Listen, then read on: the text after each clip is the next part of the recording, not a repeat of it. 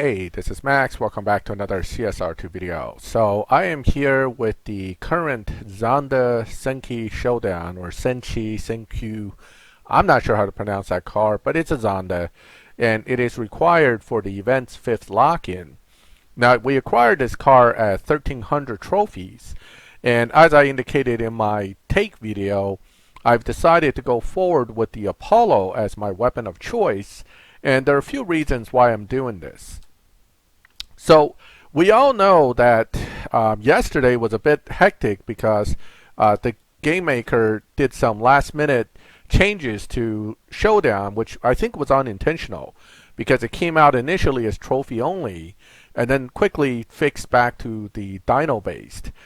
So with the dyno based, what's important is not that necessarily you have a huge dyno buster, but that you are in the lobby where you have a dyno advantage. This is almost like live racing. It's bracket.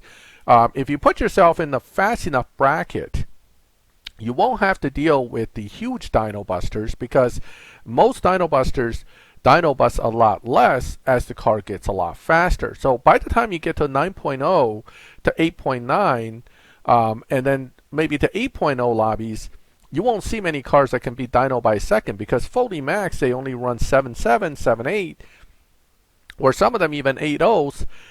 You just cannot get the car to dyno bust at this level. So if you have a car that can beat dyno, and for example, most cars beat dyno a lot less when they're fully maxed. Very few cars also beat dyno fully maxed. A notable exception is the GTX Plymouth, which beats dyno by almost a second fully maxed. But other than that car, most cars at this level maybe beats dyno by a tenth or two at the most, which means I don't need a dyno buster to win.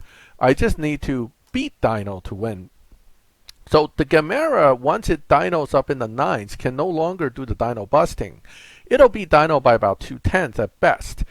The Barchetta, the Zonda Barchetta, would be unable to beat dyno at all. It actually mostly runs dyno. And then you have, at this level of competition, all the Apex cars, which includes the Apollo and a few others. The Apollo being the notable exception here, meaning this car can still beat dyno through proper tuning by some. Not much, but do you really need much? I mean, if you dyno 9 and you're in the 9-second bracket, and then you can run 8.8, that's more than enough for the most part to get you through and beat the average opponent. Sure, the game will periodically kick a faster opponent from the next bracket up or next lobby up to your level to kind of give you a challenge. But I noticed that if you do lose to that opponent, generally the next few opponents you go back to somebody who you can match to and beat. And at some point, you may run out of opponents and you actually get a bot, which is fine too. But as you can see, the Gamera, while it's a deadly car, generally speaking, unless it simply dynos 8.8 against me, it simply won't be able to beat my car easily, simply because I am in the 9.0 lobby and I'm running against these guys that are dynoing probably 9.1 to 9.3. If they're dynoing 9.3, they're not going to run 8 somethings. They may be able to run 9.0, but running 8 point something is unlikely. Now, if they were from the even slower bracket of 9.5 and they happen to be matchmake to me because they got bumped up from winning, woes to them even more because, again, my car will have a substantial advantage lobbying against them. So I started the video at about 1,000 trophies because this keeps the video reasonably in length as I try to acquire the car. But as you can see, so far so good. I did lose 1 or 2 races on the way up. And again, one time I was matched to an opponent I expected to be slower, but he was faster. But once I lost to him, it was 3 or 4 opponents in a row that were much slower. For example, this guy's 12.22. He might be an 8.8 car or 8.9 car on the dyno, which means I have to be careful not to be too lax on my shifting and slowing down too much because I could cost myself the race. On the other hand, knowing what I have dyno advantage wise, I suspect I can still take on most of these guys and win. So, and that's kind of where I'm at. I am not trying to, again, do a 10-second dyno bus because that's silly. You can do it, sure. You can do like with the Gamera, for example, I can do a 5-second dyno beating car with a negative Evo tune. Not only does that trigger potentially the Bambot, which apparently now is looking for cars that run way, way, way faster than what it should, because that's how they catch the guys that are cheating with the addition of Evo at the top end, with those LB Huracans that runs 5 seconds. They apparently put in a system to try to catch them, but it inadvertently also catches some of the guys that are down tuning. So, even if you want to down tune, you have to keep in mind that there is a possibility of a temporary ban, not because necessarily the down tune is illegal, but what the computer is seeing is, there you go, there's a guy that beat me. What the computer is seeing is that you're possibly adding fusions or something illegal to make the car go that much faster than it should, and that's the theoretical issue here. So notice the game gave me an opponent that's way faster, and I know that that's not a down tune. He's dynoing around 8.6 something, but he matched to my 9.1 dyno because I got bumped up because I've been winning. Once you lose one, though, if my calculations are correct, I should be slower. I should be facing slower opponent, but it could be 2 or 3 in a row as well. Let's see how hard the game tried to knock me back down in the trophy range before it'll let me back up. But, right now, you got the Gamera coming hard. Yep, lost another one to the Gamera. Again, now apparently I'm being pushed into a faster lobby. So what I can do, real simply, is leave and come back, because I'm facing 8.6, 8.5 opponents right now. I'll give it one more shot. I lost 2 in a row. That should help reset me back to a slightly slower set of opponents. But, I think that's built in. It's almost like this is how they try to control you to prevent you from advancing too quickly, too easily. And that's kind of the frustration of dealing with it, but it is what it is. You just have to kind of roll with it. See, notice this opponent is now slower. I can get him pretty easily. So, 2 fast opponents, 1 slower opponent. It kind of bumps you around. So I think there is, again, a bracket change depending on what opponents are available and where you are in the trophy ranges and how many wins you have in a row. I think these are all part of the matchmaking game the developer put in to try to make this, quote, more challenging. Okay, obviously by putting you against a much faster opponent, it's more than challenging. You'll lose, but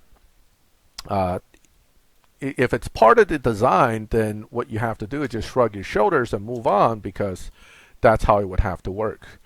So again, depending on my advanced level here, I got that guy too. I have to push my car a little bit now that I can no longer sit back and relax. So few more wins, and then potentially it'll bump me around a little more. Whether they actually instituted a bump like in live racing, I don't know. I don't think so. I think this is purely a matchmaking system where it tried to find you any opponent and all opponent, especially in your trophy range. And sometimes if the guy is dynoing at least half a second, within a half a second of you, the computer says that's good enough, throw him in there. Worst case he gets beat and he'll have to play a few more rounds. That's the feeling I'm getting with this whole Showdown thing. If you're patient and you don't care about losing, and believe me, I care about losing, but if you don't care about losing here and there, and you know the pattern, you can just continuously run until you get there. So here we go. This is the opponent I just faced a second ago. So there's a good chance that he's actually able to run faster than what he ran, and therefore can give me a bigger challenge. But or he's looking at me going, oh God, that guy again. So right now the computer is giving him me, which is I beat him, but later the computer may be giving him 9-second guys that he can beat. So again, all this is back to design. We don't know the exact design of the matchmaking. What we do know is that ultimately the developers want you to play a lot. Okay, if you always win, you get to your trophy goal real fast, you're not going to play a lot. You're going to go and go, I got my car, I'm done. Okay, so this kind of little kick you back down, or kick you when you're little on the riding a little high on the winning streak, is a good way for them to keep you from getting out of hand with being, you know, super good and winning constantly. Oh no, we can't have that. This guy cannot have 20 wins in a row. He must lose somehow. So a design here of putting opponents that are way faster than you against you, whether you like it or not, is a way to control that. And I think, again, it's just the way it's designed. And I've been observing this through the last few showdowns, not just this one. So I'm not just talking like this just because in this showdown I saw something. This is a pattern I've been seeing in the last 5 or 6 showdowns since they went to the dyno system. Because even if you have a big dyno beating car that beats dyno by half a second, every 6, 7, 8 wins or so, boom, you get a car that somehow beats you. Is that because really your car is badly tuned? Or is it because that guy is actually half a second dyno faster than you? I suspect it's the latter. And I suspect that it's a 2 brackets thing. So I think the dyno system is very similar to live. You're still talking about 3/10 brackets, but maybe 5/10 bracket in some sense is really what you're looking at. And you can face opponents that are 5/10 or more faster than you, and opponents that are up to 5/10 slower than you in some cases. But again, progression so far with the Intensa has been pretty smooth. It's a shame they no longer show me how many races I've done, but I can tell you I ran pretty much straight through from 0 trophy to here with about, at this point, 4 losses perhaps.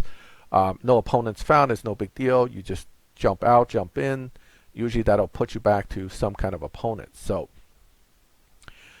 figure 4 losses out of whatever number of races it got me here isn't too bad. The ratio isn't terrible. I'm going to pause this real quick because it takes a while to get a lobby sometimes. I came back into the game after a while because the game actually crashed coming out of Showdown, which isn't surprising, but stability is still being worked on. It doesn't crash often, so I'm not particularly hurt about it, but it did crash. All right. Now that I'm back in, it should be all different opponents. Let's see where the lobby has placed me, whether I'm going to have a tough or relatively easy run in the beginning here. Looks like a relatively easy one with the lead that I'm building up. He may still catch me at the end here or not. Okay. So, tougher opponents, trophies going up. Opponents get a little tougher. Nothing surprising there. I'm almost at 1300 though. He was at 1200 something as well, so I think he's also trying to get his way there. Unfortunately, somebody has to lose for someone else to win, right? That's just the way it works. Okay, doesn't tell me how many I gained, but that looks like about, it went from 1255 to 88. That's like 33 trophies. That's actually not bad. Okay, let's see who's next. Hopefully, now this is the point where usually if I were to be pessimistic about this game's computer matchmaking, this is when they'll throw a ringer at you and beat you. All right, so let's see how it goes. This could be a down-tuned car like mine. Not a down-tune, but a dyno busting tune in a sense, or not. Looks like he's way behind, so I am pretty solidly in front here, and boom. All right, now he's a lower trophy than me. So there's a chance the game will put me to 1290 something, not 1300. So let's see how this goes. So he's a 9.1 dyno, ran a 9.1 something, probably around a 9.1 dyno because that's where my dyno is. That may push me over actually. I think that will. So 1300 is reached. Little quick SP milestone. I'm not even keeping track of that. I don't really care. But this is what I care about. And there it is. 1300.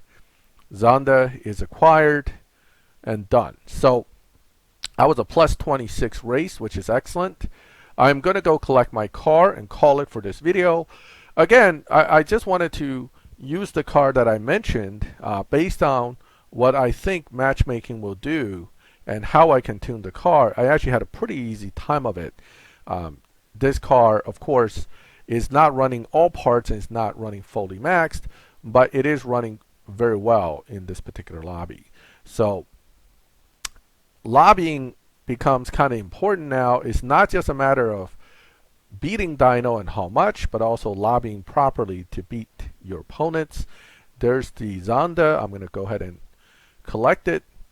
So, and that's it. I mean, that is my little journey from 1000 to 1300. Had a few minor hiccups, including a crash in between, but overall relatively smooth and uneventful utilizing the Apollo. I know that not everybody has the Apollo, nor do they have the same Apollo that I have, and I'm not sure if the other Apollo tunes exactly the same either. So there are a lot of question marks out there if you have questions about the Apollo. I'm going to go ahead and start building this car, and then we'll take a look at race 79 when I get there and see how challenging it is, whether stage 6 will be needed. In any case, thank you for joining me for this video. I hope you liked it. I hope that you would leave a like if you liked the video. Feel free to ask questions in the comments. And if you like my channel, hit the subscribe button and hit the bell so you get notifications when I put up new videos. And as always, thank you for watching my videos. I'll catch you next time.